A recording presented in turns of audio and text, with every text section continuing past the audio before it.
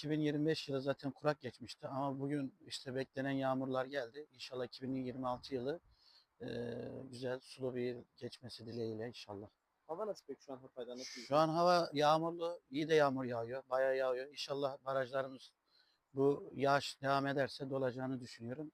Yazı da güzel geçireceğimizi düşünüyorum.